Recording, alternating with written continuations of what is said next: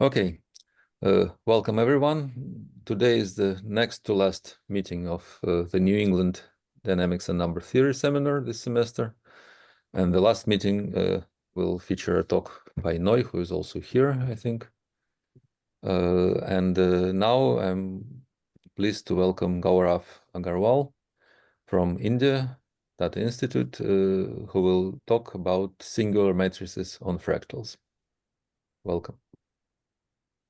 First of all, I would like to thank the organizers for giving me this opportunity. Today, I would be talking on singular matrices on fractals. This is a joint work with Anish Ghosh. It's an upcoming paper with the title on Hausdorff on packing dimension of weighted singular matrices on fractals.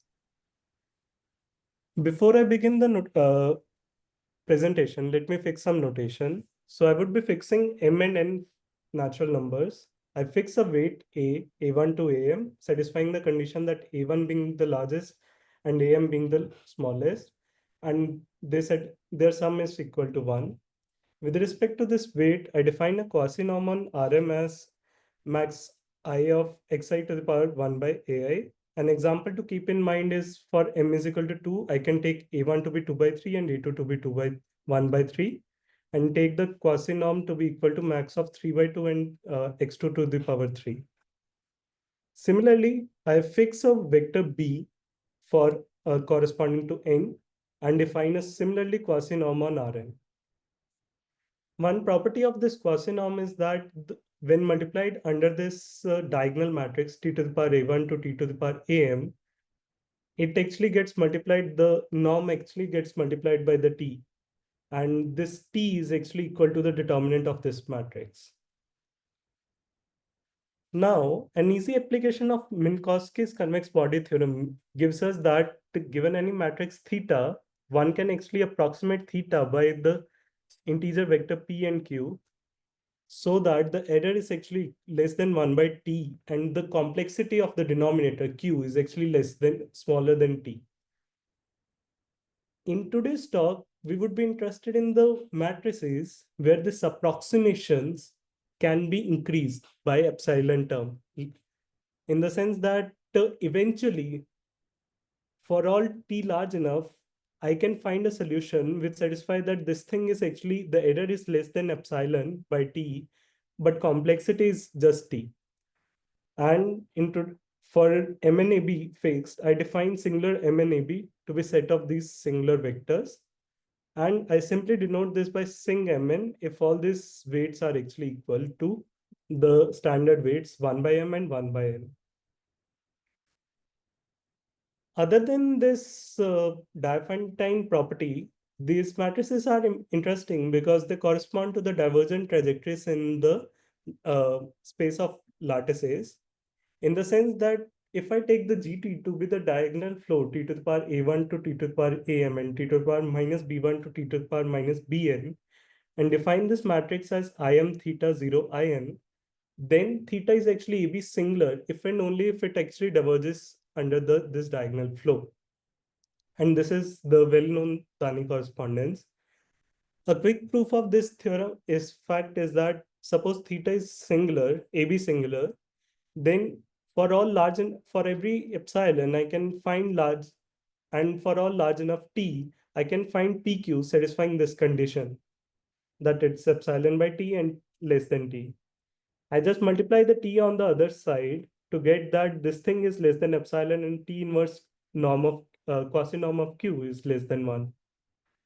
And multiplying this further by epsilon to the power minus half here and epsilon to the power half here, I get that this matrix, the element has both epsilon to the power half and epsilon to the power half on the both sides, which essentially says that if I multiply this matrix im theta 0 in zm plus n, which contains the vector p plus theta q, when moved under this diagonal flow, g epsilon to the power minus half t has a vector which has size less than epsilon.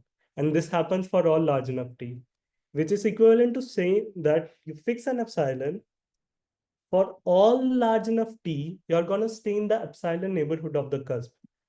Having a a small size vector of epsilon correspond to a neighbor of Dovkas due to this Mahler's compactness criteria.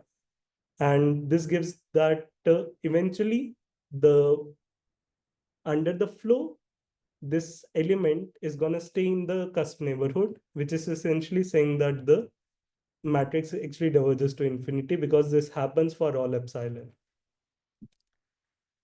Now, using elementary modification of the classical proofs, it's easy to prove that the Lebesgue measure of this singular MNAB is actually 0. And in 2006, Kleinbock and Weiss proved that if we take mu to be any friendly measure, for example, the measure supported on the self-similar fractal set, the Hausdorff measure, or the measure on the nice enough manifolds, they satisfy the condition that the measure of the singular vectors are actually equal to 0. This implies that the singular vectors are actually very small in some sense, that when viewed from the measure theory, like they have real zero measure. So next important question is, how can we other ways to estimate the size of this object, the singular thing? And the better notion of size is actually talking about its Hausdorff dimension or the packing dimension. And this has actually interested a lot of mathematicians, and the same has quite a rich history. So I would be first discussing the condition history when the weights are actually equal. So AM is actually equal, A1 to AM are actually equal to 1 by M, and B1 to Bn is actually equal to 1 by N. So the first result came in 2011 by Yitwa Chung, which said that the Hausdorff dimension of singular 2, 1, the 2 cross 1 matrices have dimension 4 by 3. This was generalized by Chung and Chevalier in 2016, which said that the Hausdorff dimension of any column vector is actually equal to m square by m plus 1. Then in 2017, Kadyrov, Kleinbock, Lindenstrauss, and Margulies proved that the Hausdorff dimension of singular Mn is less than equal to Mn times 1 minus m plus n, and conjectured that the equality actually holds. And in 2000, the result was announced in 2017 and got published in 2024 by Das, Fishman, Simmons, and Urbanski, which said that the packing dimension and the Hausdorff dimension of this set are actually equal to Mn minus 1 by m plus n, therefore proving the conjecture made by Kadyrov, Kleinbock, Lindenstrauss, and Margulies. And in 2014, the Shah and Yang actually discussed the upper bound of the Hausdorff dimension of singular vectors on the fine subspaces under the conditions. In unequal weight setting, the literature is a bit scarce. The only two known results are there. The first is by Liao, Shi, Solan, and Tamam in 2020, which said that the singular in 2 cross 1 matrix, like the pairs, is actually equal to 2 minus 1 by 1 plus A1. And Kim Park actually proved in 2024 that the singular of this Hausdorff dimension of this singular vectors is actually greater than equal to m minus 1 by A1. And other than these results, nothing is actually known. The packing dimension, in fact, is not known. In a different direction, in 2019, Buzo, Chung, and Chevalier asked the question that it would be actually interesting if instead of, since the result is now known for the Hausdorff dimension and the packing dimension of the singular matrices, it would be an interesting question to ask that what happens if the entries are taken from the fractal sets. And in particular, they ask the question that what happens if to the singular pairs of vectors, the entries of which, both of which belongs to the Cantor set, what is the Hausdorff dimension of the singular vectors? In the sense, singular M2, 1 intersected with the Cantor set. And this was resolved in 2020 by Khalil, who proved that if I take K to be self-similar fractal set in Rn, which satisfies certain open set condition, I will define what these things mean. Then you prove that the dimension of this singular Mn of 1n, so instead of taking the matrix, he proved that for the row vectors, if I intersect it with the suitable enough fractal, self-similar fractal, which is nice enough, the dimension of this singular is actually strictly less than the dimension of the fractal, and the separating constant, the codimension kind of thing, is actually quantified by the, it actually discusses how the fractal is close to the affine subspaces in the uh, Rn. So the point is that if a fractal is very, very close to the affine subspace, it's very likely that and affine subspace is given by some rational condition, then the affine subplane can entirely consist of the singular vectors.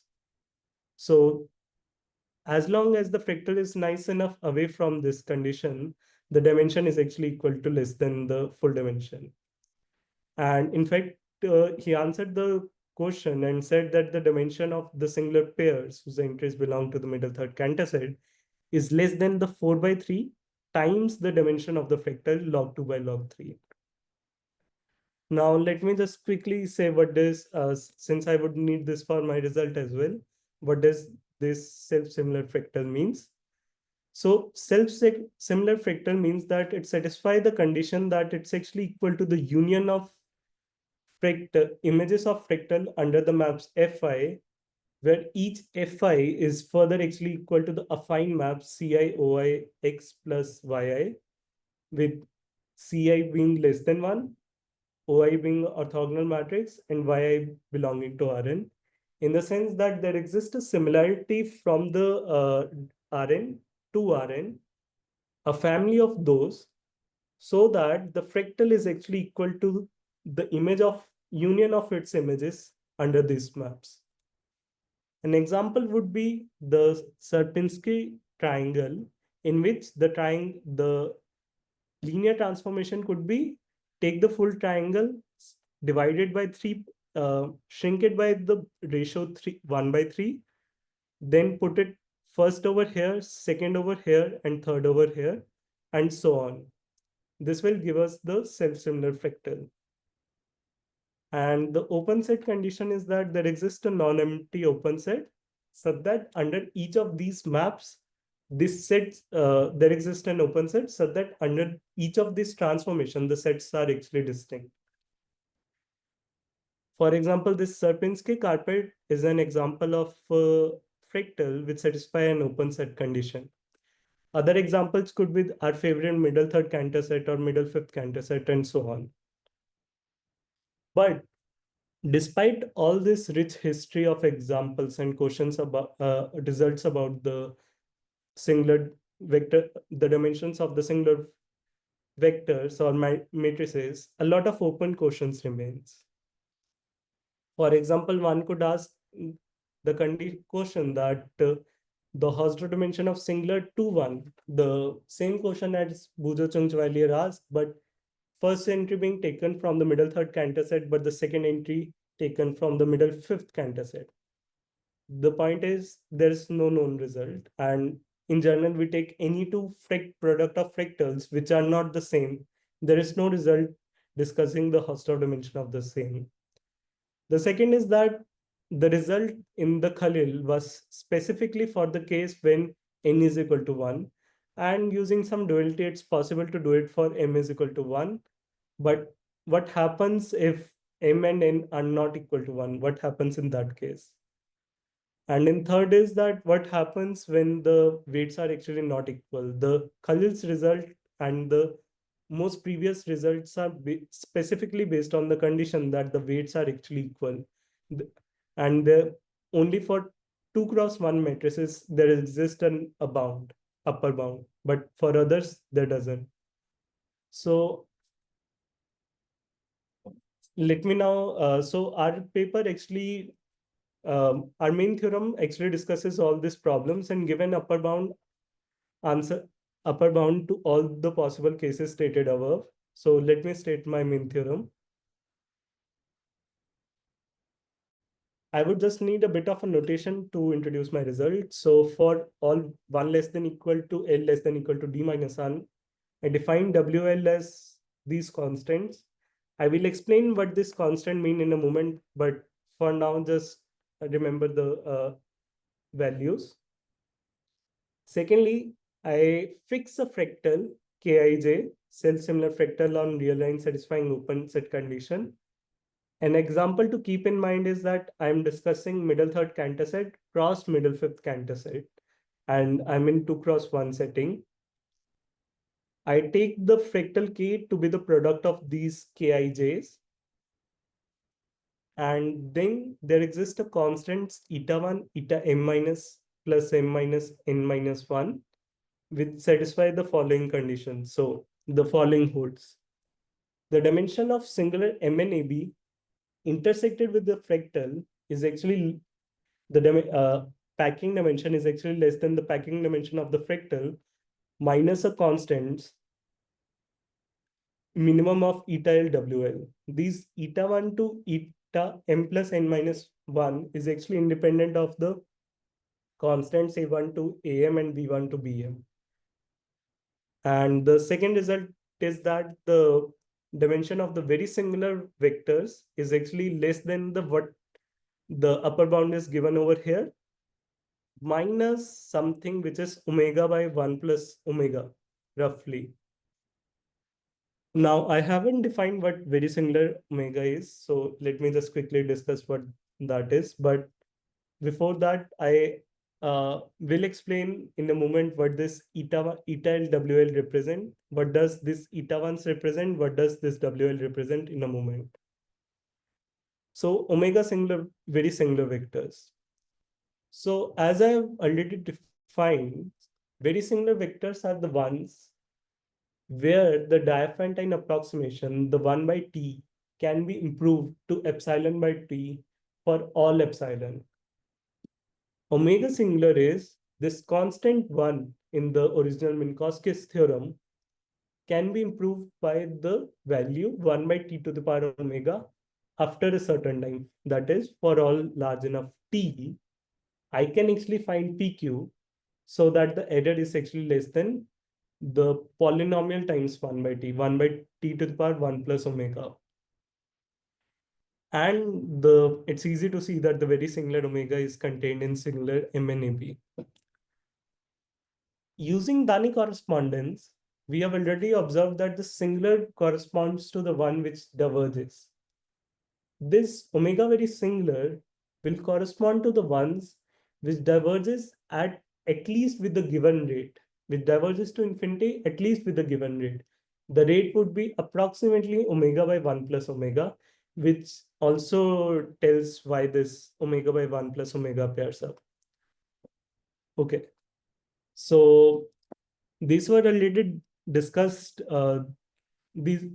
The omega very singular also has a rich history. So major result includes the work of Bujo Chung Chevalier in 2019 and the Das, Fishman, Simmons, and Urbanski in 2024. And the most recent result is by the Schleicherts in 2024. Now, let me explain what this eta 1 to eta d minus 1 represent.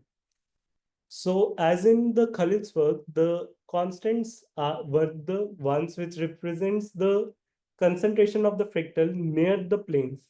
Over here, it's also the same that, but since we are in the matrix case, we have to take a hypersurface.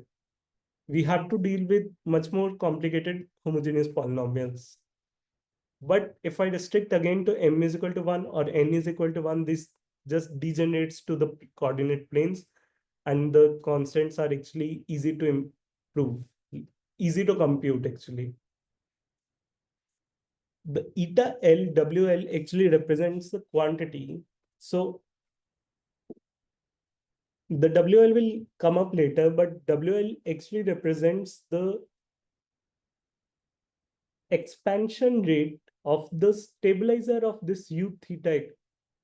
Okay, how should I put it? So e to the power WL represents the eigenvalue of the minimum eigenvalue of the subspace of wedge products of Rm plus n, which is stabilized by the U theta.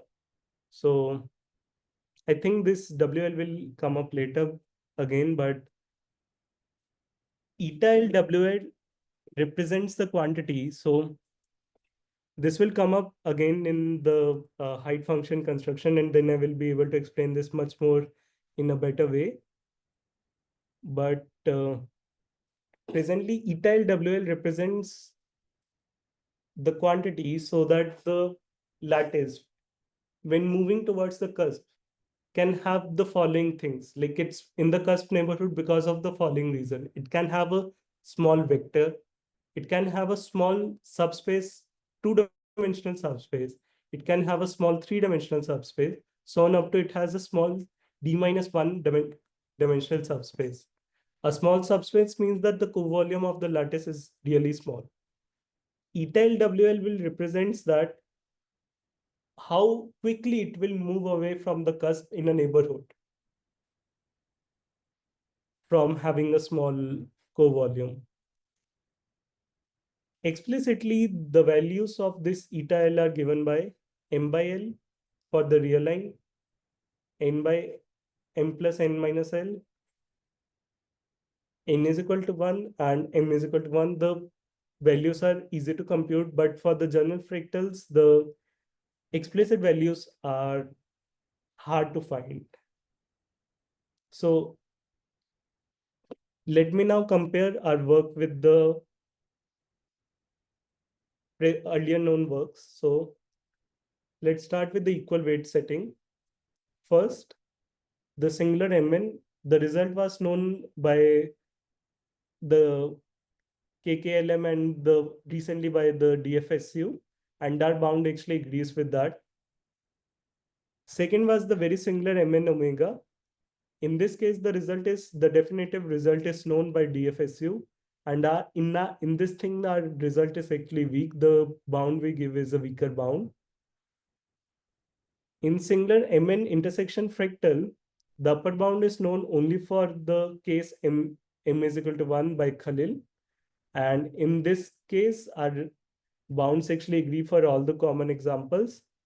The examples which can be considered earlier were included Sierpinski triangle, whereas we can't deal with the Sierpinski triangle. We have to take the product of the fractals. We can, however, deal with the middle third Cantor set, cross the middle fifth Cantor set, which was not known earlier.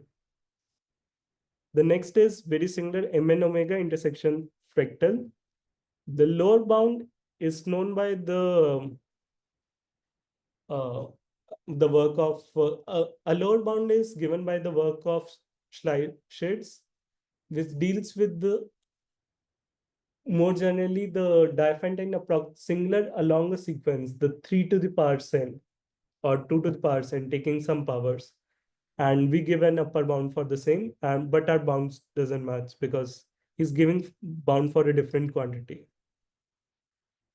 In singular Mn unequal weight setting, the result for Mn is equal to 1 is known exact value, and for n is equal to 1, the Hausdorff dimension is known by the work of Kim and Park, and we are giving a bound for the packing dimension of, but for general Mn.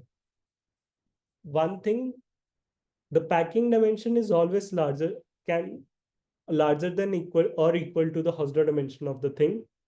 The fact that our bound, which the load bound over here, doesn't agree with the packing dimension bound we give here, might be due to the fact that the Hausdorff dimension is actually smaller than the packing dimension of the singular vectors. In very similar Mn omega, for unequal setting, there is no result anywhere. So in this case, our result provides a new bound. For a fractal, again, there is no existing result, and we get a bound. And again, for the very similar Mn omega intersected with the fractal, there is no known result, and we provide an upper bound. Now let me quickly give a idea of the proof, but beforehand, like if there is anyone having any questions regarding the result I stated so far, please interrupt. Gaurav, so I think I missed this part. You expect that in the weighted setup, the Hausdorff dimension and Pekin dimension will be different. It could be. It But could be. you don't have any intuition about it. No, I don't have. Okay. Yeah. Okay, thank you. In equal weight setting, it actually it was proved that these two things are equal, the packing and Hausdorff dimension by DFSU. But in in unequal weighted, because this is a proper subgroup of the expanding direction, it's difficult to say that why it would be actually equal. Okay. Yeah. So let me quickly say the idea of the proof. The idea of proof is based on the work of Kadyrov, Kleinbock, Lindenstrass, and Margulis, and then which were adopted later in the work of Khalil as well. So it would be dynamical proof. So we would be assuming that the space we are dealing is SLM plus NR modulo SLM plus NZ. This is the space of all lattices in Rm plus N, given by the bijection is ASLMN plus NZ goes to AZM plus N. We define the diagonal flow GT as T to the power A1 to T to the power AM, T to the power minus B1 to T to the power minus Bn, U theta is earlier as well. And I stated earlier, we have to find an upper bound on the dimension of theta so that the trajectories actually diverge, or they diverge faster than a given rate. The first giving the dimension bound on the singular, and the second omega very singular. The proof is then divided into two parts. First is the construction of height function. Second is that getting a dimension estimate from this height function. But what does this height function mean? So these were introduced by Eskin, Margulis, and Moses in 1998, I think, in quantitative Oppenheim theorem. So these are height functions are actually the collection of functions f tau from the space x. Sorry, I have to write x. It's a typo.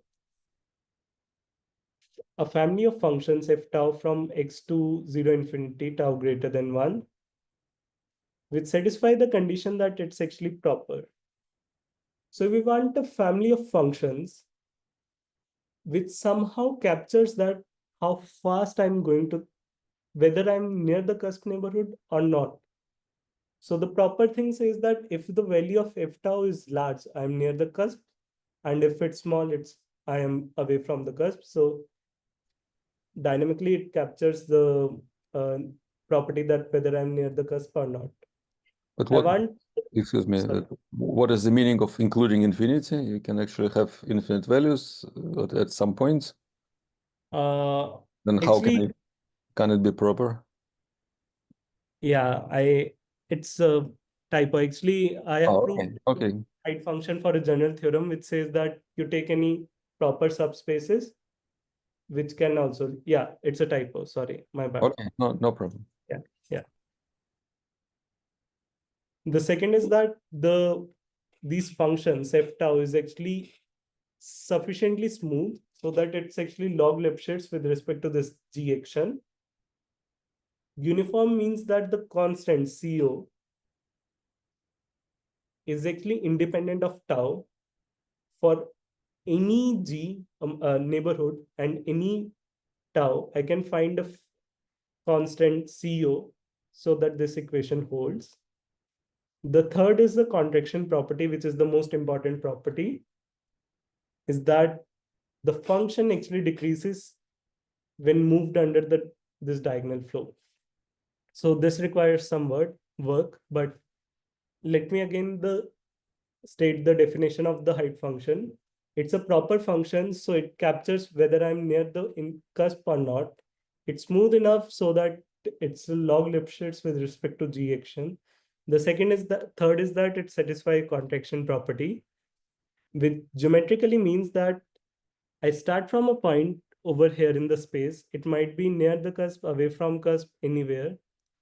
I thicken it along this unstable direction, the u theta, So ux, where x is in matrix m cross n, I thicken it over there in that direction. Now I move it under the diagonal flow.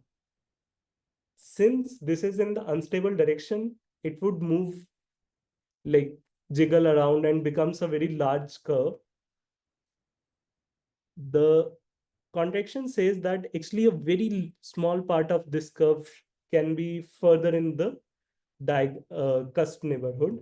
Again, the equation is f tau when moved under this long curve, integrated along this long curve, we observe that the value is actually very less, tau to the power minus beta. So a very small part of this ux, when moved under, is actually going to stay in the cusp neighborhood, and other parts are going to stay in the finite, the away from the cusp. So this is the contraction property. But excuse me, do you want to see bigger C than to one? be independent of t. But you really want you meant C bigger than one or C not bigger than one? C could be bigger than 1. I have t to the power minus beta over here. Oh, you have T2 minus beta. Okay, fine. T to the power minus beta is the contraction thing, right? Okay, sure. Yeah. I didn't realize it. Okay. So yeah, the family should be so that this value c t to the power minus beta I can actually decrease in size, like it's decreasing very properly, minus beta. Okay. And how do I construct such height functions? Well, the idea is that using Mahler's compactness criteria, we know that a point is near the cusp if it has a small vector or small sublattice. So I define the function as actually the summation of this phi-Ls. I define it to be the norm of phi-L to be the Margulis height function to be the normal co-volume of this lattice lambda L, where lambda L is varies over the all the it's a typo again. Is a sublattice of lambda of rank L. Yeah. Sorry, there's a typo. It should be removed here from here. And I take the maximum over this. So if ft is actually large enough, it actually gives that I'm near the cusp. And if it's small, I'm away from the cusp. So it's a proper function. Using the fact that this norm of the lambda L is actually a nice enough function of when perturbed under the g action moves smoothly, I get the log Lipschitz property with respect to g action for each phi L. And then since I'm taking just the summations, we get a uniform log Lipschitz. The epsilon t I haven't defined yet. It should be chosen according to the contraction property, but this ft is just depending on this epsilon t inverse, and it will change over the time. How do I prove the contraction property? I have to first prove that the representation is actually expanding, by which I mean that I started from the point, I perturbed it using this ux direction in the unstable thing, and then I moved under the diagonal flow.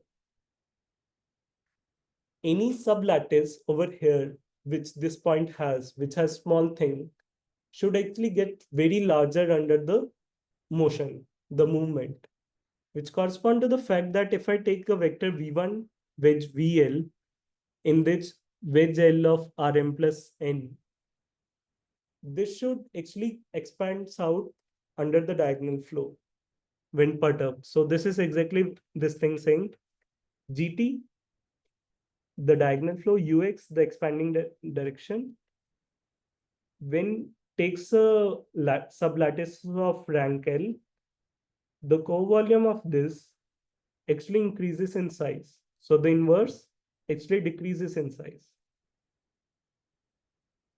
Using this expansion on representation, I use the method of integral inequalities, again introduced in the paper of Eskin, Moses, and Margulis. To translate that, I get an expansion of the linear expansion on the representation goes to the contraction of the ft. now I had this height function. The step one is done, that I have a height function which actually expands out under the diagonal flow. Let me now say, how does this gives a dimension estimates? So this would be a little bit tricky. So I would be restricting myself to a very special case. I would be restricting myself to SL2R modulo SL2Z with the real line. I know that the singular doesn't exist in SL2R modulo SL2Z, but the idea is actually clear in this easier setup. And actually very tricky in the high dimension, but yeah, the heuristic can be provided in much easier in this case. Can I ask something meanwhile? Sure. So just in the previous setup, when you set up the this integral inequality and integrate over the matrices, right? So you have this d mu of x. So this mu is the measure that you get from the Cantor sets. Oh yeah. So mu is actually the Hausdorff dimension. If the dimension of this fractal is actually S, the mu is actually the restriction of the S-dimensional Hausdorff measure to the fractal. Yes, I missed that. Sorry.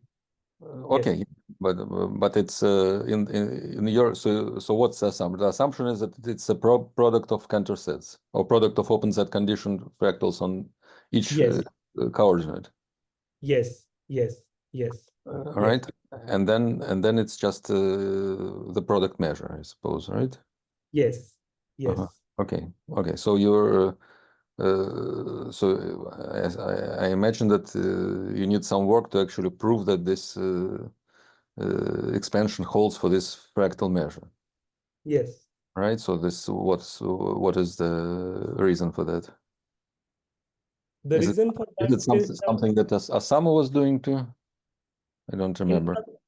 some sense, it's the L-force regularity which kind of enforces the L-force regularity, and the fact that the fractal measure is usually supported away. It's not supported on the affine subspaces, gives us that the expansion holds. The point is that this thing to have a very small value. For example, I take V to be a vector in Rm plus n, or I take R3, is that the vector, the condition becomes y times theta 1 plus x1 being small, y times theta 2 plus x2 being small, which correspond to the fact that theta 1 should be very close to a point, theta 2 should be very close to a point, which this condition says that it should be very close to a point. But L-force regularity, or like staying away from the fractal, gives Hmm. that this measure is going to be very small.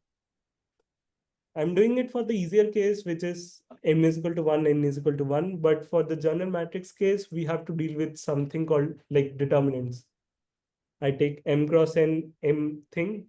I would have to deal with the fact that a plus b theta b, the norm of the determinant of this being positive for large enough values.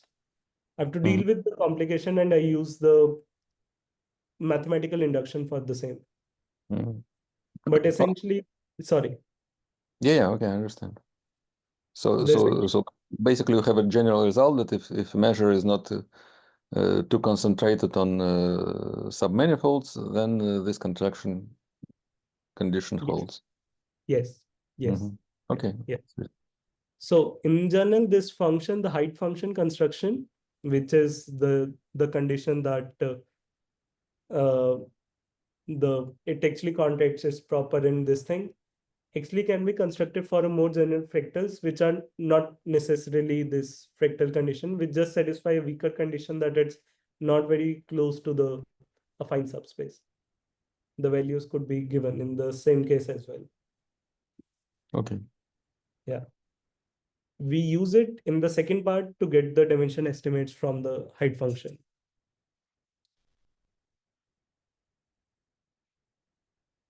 So now I would be assuming that since the general setup is a little bit difficult to prove that give a heuristic of this dimension estimate from the height functions, I would be assuming that I am in SL2R modulo SL2Z case. The U alpha is just 1 star 0 1. The GT is again TT inverse, so I'm in the equal weight setting. like there is no weight. There's A1 is equal to 1, B1 is equal to 1. And let's start the proof. So suppose that I am alpha is actually a singular vector. Then under this gt to the power nx, this point is going to go towards the infinity. So the point is very near to the cusp. But if this point is very near the cusp, a very small neighborhood of this is also going to be very near to the cusp. So, but this small neighborhood should be roughly size e to the power minus nt, because it's getting expanded by the e to the power nt. So a small neighborhood of it is in the cusp. This small neighborhood conjugated by the gt correspond to a big enough neighborhood of the point gt to the power n u alpha x. Again, we have a small point u alpha x. A small neighborhood of it becomes a big enough neighborhood when moved under the n steps. I'm taking this big enough neighborhood using the fact that after one step, I am going to have a contraction and a very small part is going to stay in the cusp. To get that, a very, very small part of the starting neighborhood is going to be in the fractal, in the cusp neighborhood. So I think it's better if I start with the picture and then explain the words again. So I start from the point here. I take a very, very small neighborhood, e to the power minus nt size. I move by the n steps, which is as gt to the power n. It gets a big enough neighborhood. I now apply one more step and I get an expansion. So sorry for the bad drawing, and also like it should be even drawn much more smaller, because yeah. And but assume this thing holds. So I have n steps, get one thing, move under, I get a larger thing. But the contraction says that if I'm taking one neighborhood, moving under the diagonal flow, a very small part is going to remain in the cusp. This small part, which is that a very, very small part over here, which further gives extremely, extremely small parts over here.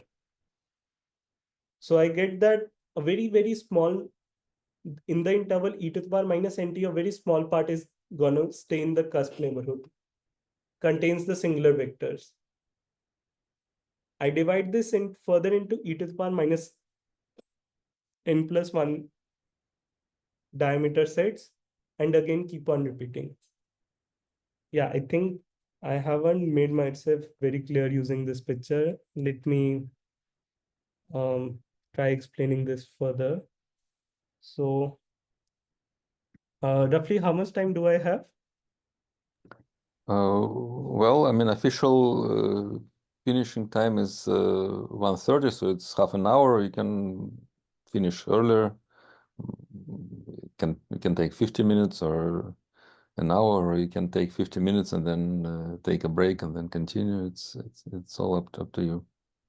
Yeah, I think this is almost like one of my last slides. So I think I would like to You have explain time. thing a little bit further. So I think I will start drawing a little bit. So I would stop sharing my screen for a while and like use uh, uh,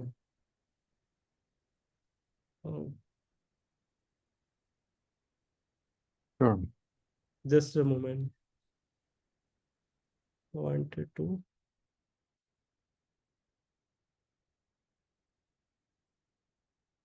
Okay, sorry.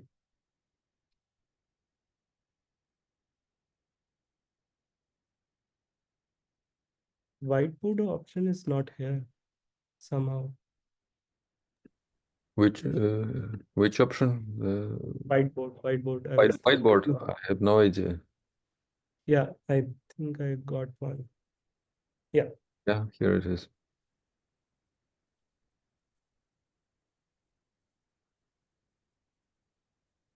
just a moment. This is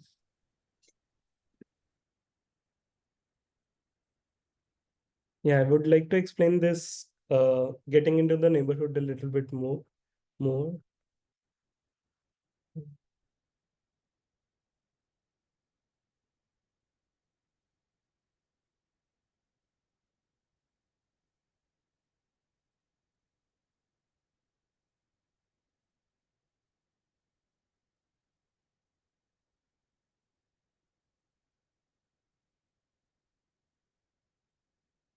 Somehow it's not working, the whiteboard.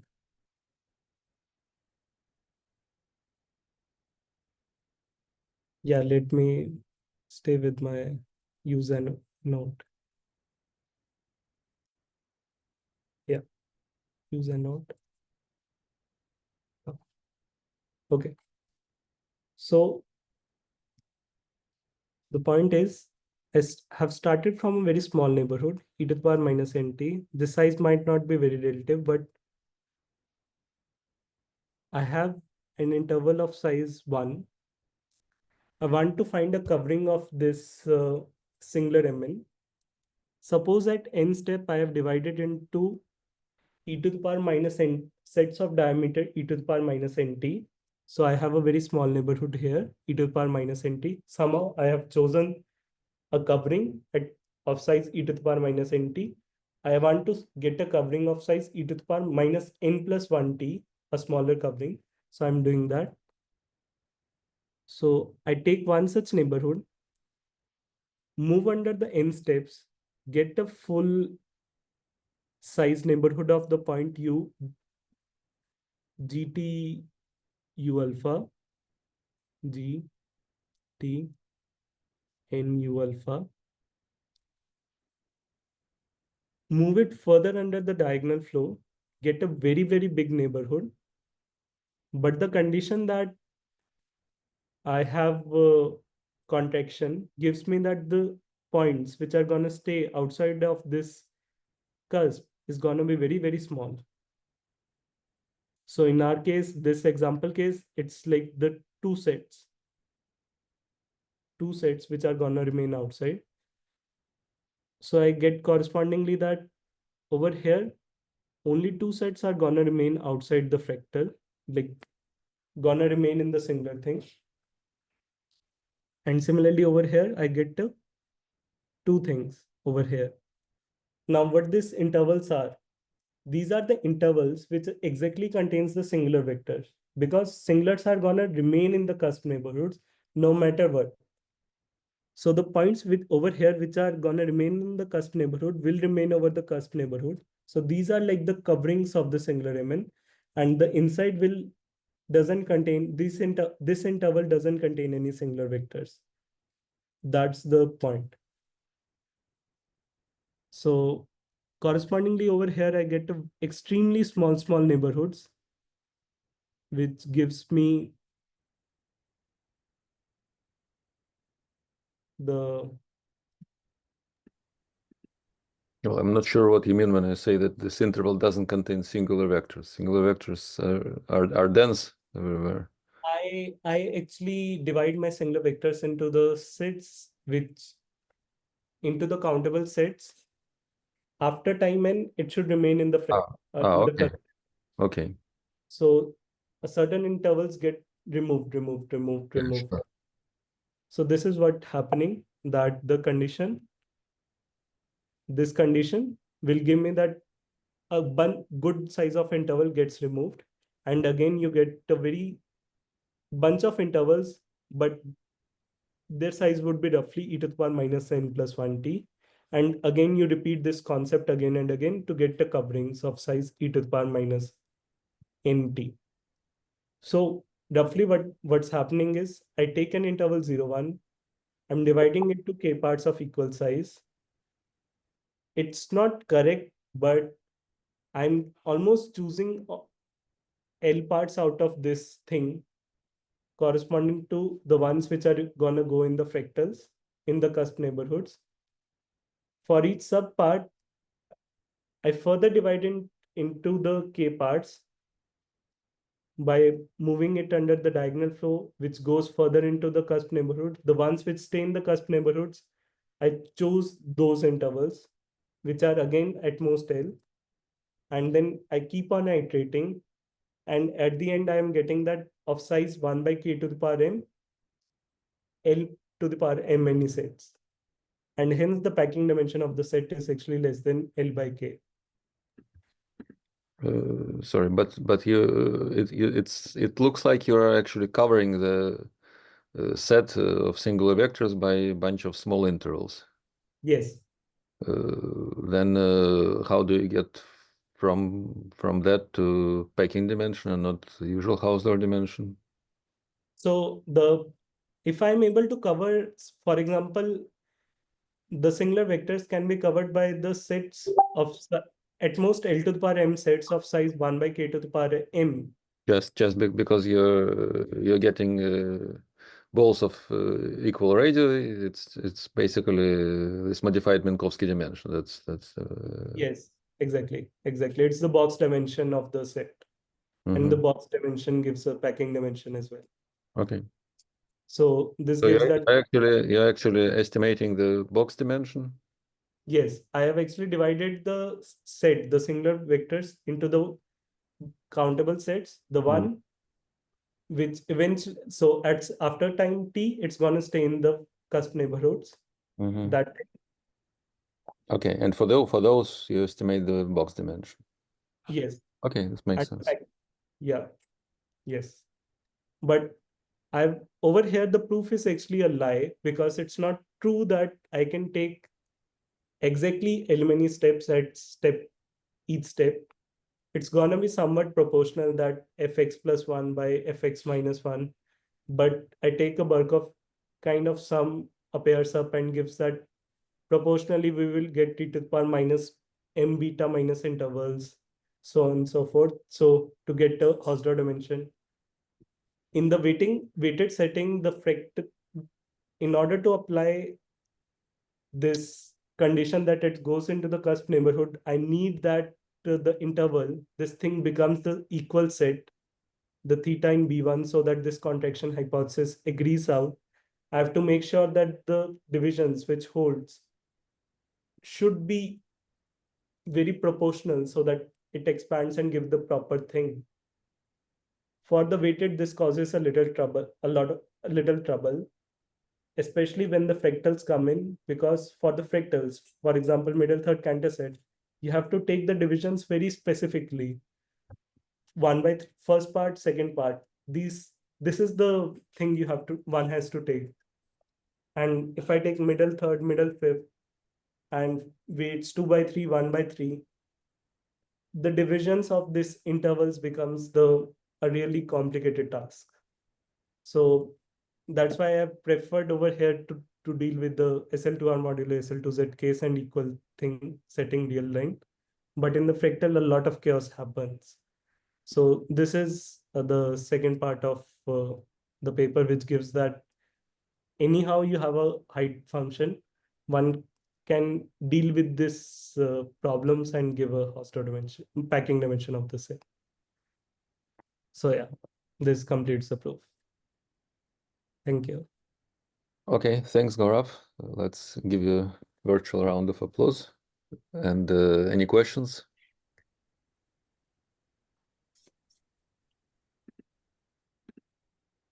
So let me clarify something. So you constructed a height function, and then you have your weighted flow, but the height function is the same for all the flows, or its construction actually depends on on weights. Construction depends. It depends on the fractal only, not on the weights.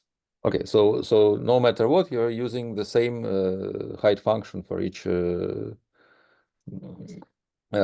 for each flow. Yes. But wait, how? The contraction will change. For different weights, the contraction would be different. Yeah, of course, contraction rates will be different and will depend on weight. Yes, but the family of height functions is uniform. It is just a standard one that is used by, I don't know, people like Eskin, Margulis, Moses, and others. Yes, yes. So that height function, this eta L is the exact constant which depend on the fractal. And over here, it would depend equal to the eta L WL. So that's exactly what I wanted to say over that. The weights appear to give that how fastly the lattice would move away from the cusp neighborhood when moved under the diagonal flow. So it would be eta L WL over here.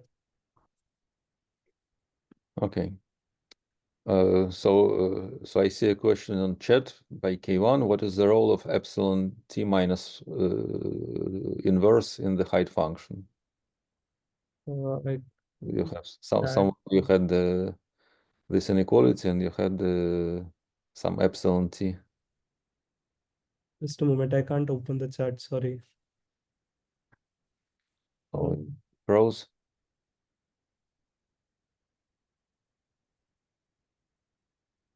Oh, now it is Just a moment. Yeah, you're illustrating the contraction property. What of epsilon? Green. Oh, yeah. So the point is, in order to prove the contraction hypothesis, this, what should I say? So FT somehow says that the neighborhood you are taking is gonna get shrink. Should I put it? Just a moment. Let me exactly say how to put it properly. Silent t to the power inverse, the contraction happens. So we would be using something called as the integral inequalities. We have to somehow approximate. Okay, let me say it quickly for R2 SL3R modulo SL3Z case. What does this integral inequalities mean? It means that suppose I'm near the cusp neighborhood. I have a very small vector. I move under the diagonal flow or the perturbations, and I see that the vector actually increases in size because it's expanding in the two directions at least. But then again, a small vector can come up which can keep it in the epsilon neighborhood. So the integral inequality says that, okay, if that thing is happening, that you're staying in the cusp neighborhood because another vector comes up which is keeping you from moving away from the fractal, you instead of looking at the small vectors, you look at the lattice generated by these two things and look at the dimension 2 subspaces, the rank 2 sublattices. Similarly, if you are in the rank 2 sublattices, it moves away from the cusp neighborhood. It expands under the diagonal flow, unless you are rational or something, in which case it could be troublesome, but otherwise you move away from the cusp neighborhood.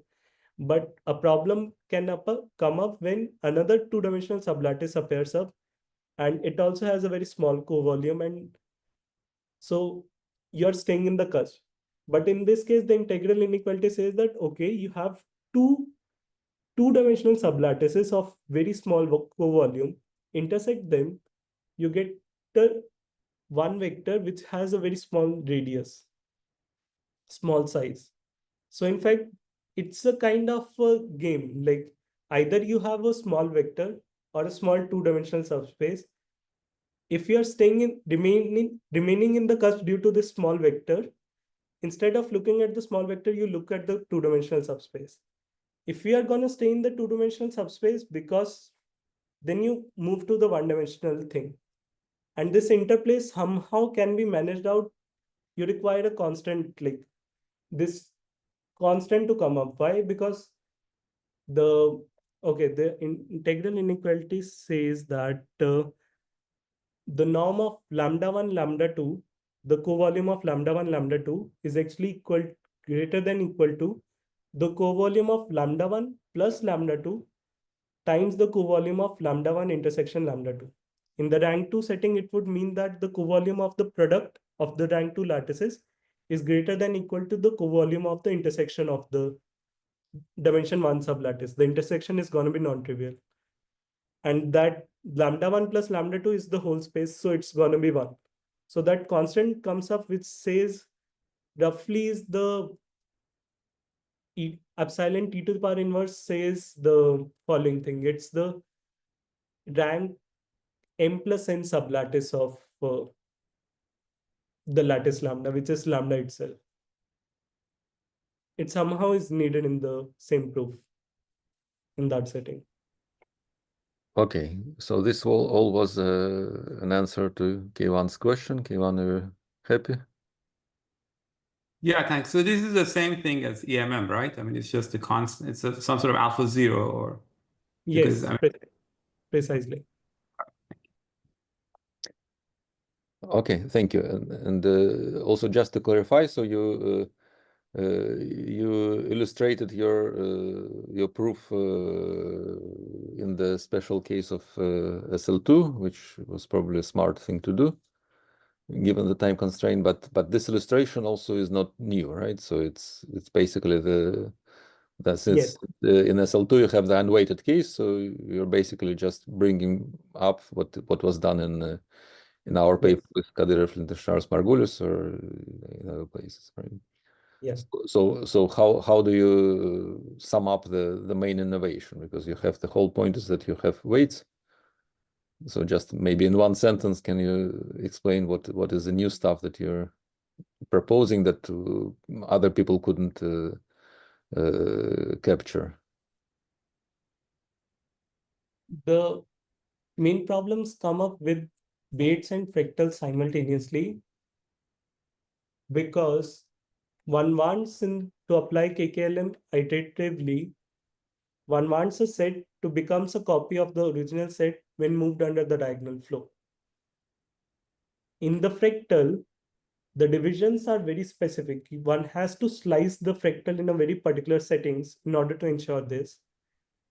And one has the weights are gonna give an uneven expansion. So this both things when clubbed together can becomes very messy. Like what should be the exact slicing in order to ensure all this? And how does under the weight it moves under to go these things? It is not true that we can actually ensure that the uh, KKLM, like the iteration could be applied. We have to, instead of doing the contraction under a single measure mu, in our paper, we have to do it for a family of measures mu r, which actually which are actually a little bit perturbations of the measure mu.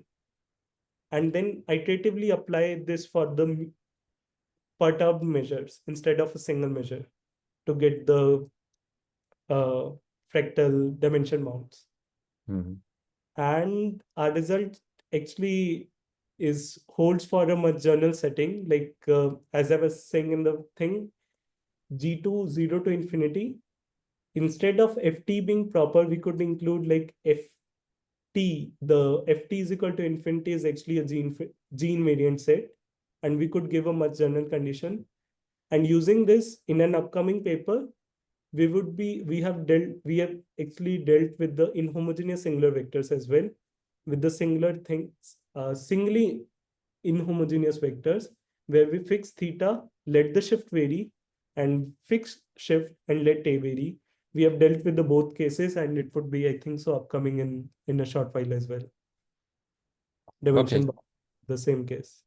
Mm-hmm. So what you talked about is in the paper that is posted? No, it would be posted by the end of this week or like by Monday approximately. You mean the homogeneous one? Yes. Mm-hmm. In homogeneous one, both of the papers have been written. It just need a little bit polishing and introduction. Okay. Sooner. Okay. Anybody else has questions? I understand it's getting very late in India now, so probably we shouldn't keep you longer. So if there are no questions, let me thank Gaurav again for a nice talk. Thank you all for coming, and I look forward to seeing you all next week.